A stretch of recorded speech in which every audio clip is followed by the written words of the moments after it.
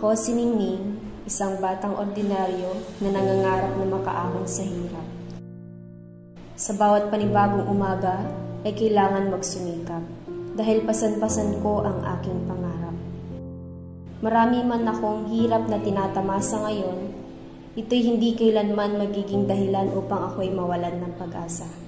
Saksi ang 4 na sulok ng kwartong ito sa aking paghihirap. Kung minsan ako'y napapatanong sa Diyos kung bakit sa dinami-dami ng tao sa mundo, ako ang binigyan niya ng pagsubok na ganito.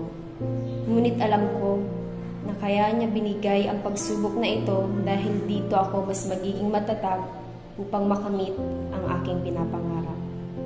Sa aking paglabas, aking namamasid ang maalinsangan na paligid, mausok na mga sasakyan, nagkakwentuhan, nagbabangayan, naglilinis, nakatambay, mga umiinom ng kay aga-aga. Napagtanto ko na maswerte pa rin ako dahil sa araw-araw na ginawa ng Diyos ay nakakaraos pa rin ako. Sa palengke ang aking naging sandalan dahil kapos. Kahit iba't ibang taong aking nakakasalamuha, maingay, malansa, masikip, at kung minsan ay basa, ito ay aking pinagsawalang bahala. Sa pagbebenta ng iba't ibang gulay sa palengke, nagumpisa ang aking buhay at pangarap. Kung minsan ako'y umi-extra sa pagbebenta ng karne, nakatabi lang din ng gulayan. Ako'y nagbebenta din sa karinderya upang may pandagdag sa mga gastusin sa bahay. Ngunit isang araw, kailangan kong bitawan ang aking pinanghahawakan na siyang mag-aangat sana sa akin sa kahirapan. Yun ay ang aking pag-aaral. Kahit gustong-gusto makapag-aral, ay kailangan ko itong bitawan ngunit hindi doon matatapos ang pagkamit ng aking pangarap. Sa pagbibenta ng cotton candy, muli akong nag-umpisa. Ang pangarap muli na makapag-aral ay aking naging lakas upang sumikap palalo at gawin ang lahat ng aking makakaya. Nagbenta rin ako ng bigas nang sa ganun ay mas madagdagan pantustos sa aming kailangan sa araw-araw.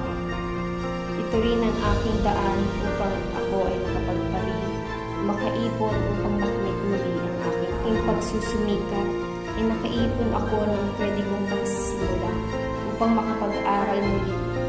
Alam kong hindi sasapat ang aking ipon upang matustusan ang aking pag-aaral. Hanggang ako ay makapagtapos, ngunit ito ang aking pinanghahawakan upang mapagsumikap pa mas lalo at gawin ang lahat ng aking makakaya upang tuparin ang aking pangarap. Sa pagtapak kong muli sa eskwelahan na ito, bitbit ko ang aking pangarap at ang aking pamilya. Nasa pagkakataong ito, hindi ko nahahayaan na ako'y tumigil pa muli sa pag-aaral. Gagawin ko ang lahat ng aking makakaya upang makamit ang matagal ko ng nais. At yun ay makapagtapos ng pag-aaral. Sa pagmulat muli ng aking mata, aking napagtanto na marami na palang nagbago sa aking buhay. Ang mga pagsusumikap ko noon na huwag susuko sa pag-aaral ay nagbunga na. Hindi man gaano o kadali na ito ay aking nakamit. Madami mang pagsubok ang aking naging balakid sa aking daan patungo sa aking pangarap. Ito ay hindi naging hadlang sa akin. Ako si Ningning, hindi man maganda ang aking naging karanasan, ito naman ay aking mapagtagumpayan. Ito ang aking kwento na mas lalo pang magniningning. Ako na